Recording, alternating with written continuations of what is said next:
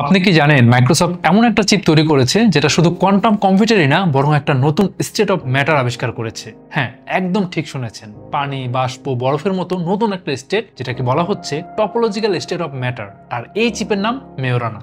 আর এর ভেতরে আছে এমন কিছু কোয়ান্টাম পার্টিকেল যাদের অস্তিত্ব আগে শুধু আমরা থিওরিতেই দেখেছি, বাট বাস্তবে আমরা কখনো দেখিনি। এটা কোনো সাইফাই সিনেমার গল্প না, এই ঘটনাটা 2024 সালের। আর মাইক্রোসফট এটাকে বলেছে কোয়ান্টাম ট্রানজিস্টর। অর্থাৎ ট্রানজিস্টরের যুগে যেমন দুনিয়া বদলে গিয়েছিল, মেওরানা দিয়ে তারা চাইছে সেই লেভেলের পরিবর্তন আনতে। আমরা আজকে মেওরানা চিপ নিয়ে কথা বলবো। তার আগে সংক্ষেপে বুঝে নেই কোয়ান্টাম কম্পিউটার জিনিসটা আসলে কি। আমরা যে কম্পিউটার ইউজ করি এটা হচ্ছে ক্লাসিক্যাল কম্পিউটার। এতে যে ট্রানজিস্টর আছে সেগুলো 0 বা 1 হিসেবে কাজ করে, মানে একসাথে অনেকগুলো অন অফ সুইচ।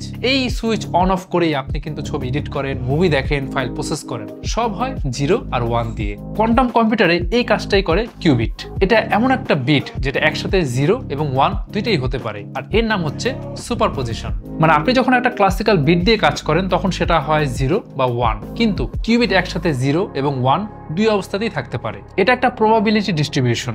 ফলে আপনি যেটা ক্লাসিক্যাল কম্পিউটার দিয়ে 1000 স্টেপে করবেন সেটা কোয়ান্টাম দিয়ে হয়তো 1 বা 2 স্টেপেই করা সম্ভব। আর এখানেই আসে সবচেয়ে বড় চ্যালেঞ্জ, নয়েজ। নয়েজ হচ্ছে কোয়ান্টাম কম্পিউটারের প্রধান শত্রু। কোয়ান্টাম কম্পিউটারের কিউবিটগুলো এতটাই সেন্সিটিভ যে ছোট একটু টেম্পারেচার, ভাইব্রেশন, আলোর কণা, এমনকি আউটার স্পেস থেকে আসা কসমিক রে পর্যন্ত কিউবিটের হিসাব নিকাশ সব ভেঙে দিতে পারে। যে কোনো অল্প ডিস্টারবেন্স মানে হচ্ছে কম্পিটিশনে ভুল, আর কম্পিটিশনে ভুল মানে কোয়ান্টাম কম্পিউটারে ভরাডুবি। ঠিক এ কারণে আজ পর্যন্ত আমরা 100% রিলায়েবল কোয়ান্টাম কম্পিউটার বানাতে পারিনি। যত বড় স্কেলে কিউবিট বাড়াচ্ছি তত ইরর বাড়ছে। আর এই ইরর ঠিক করতে গিয়ে সায়েন্টিস্টরা যে বিশাল ক্রাই অর্গানিক চেম্বার বানায়, এটা দেখতে ছোটখাটো একটা ফ্রিজের মতো, যেটা আবার স্পেস থেকেও ঠান্ডা। আচ্ছা, এখন সমস্যা হলো এই নয়েজ কিভাবে কমানো যায়।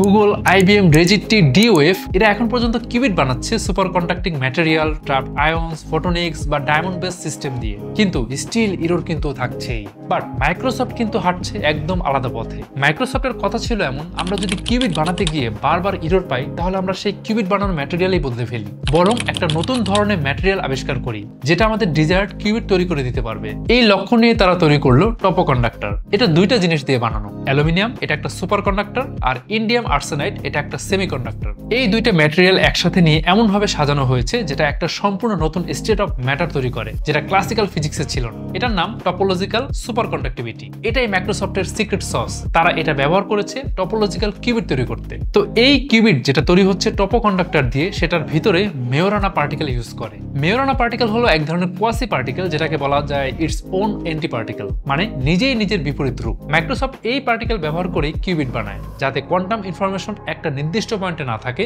বরং দুই প্রান্তে ছড়িয়ে থাকে। এই মেথডটাকে বলে নন লোকাল স্টোরেজ। এখন এটা তো ইম্পর্টেন্ট কেন? কারণ যেহেতু কোয়ান্টাম ইনফরমেশন ডিস্ট্রিবিউটেড, সেখানে হঠাৎ কোনো নয়েজ বা কসমিক রে এসে ভাঙতে পারবে না। আর এইভাবে কিন্তু ইরর রেট অনেক কমে যায়। এবং এটি মাইক্রোসফটের দাবি, তাদের যে টপোলজিক্যাল কিউবিট এগুলো ট্রেডিশনাল কিউবিটগুলোর তুলনায় 100 থেকে 1000 গুণ কম ইরর রেট দিতে পারে। তো 2024 সালের প্রথম দিকে মাইক্রোসফট অফিসিয়ালি ঘোষণা দেয় তারা সফলভাবে এই নতুন ম্যাটেরিয়াল বা টপোলজিক্যাল স্টেট অফ ম্যাটার তৈরি করতে পেরেছে। তো তাদের এই চিপের নাম কি? মেওরানা 1।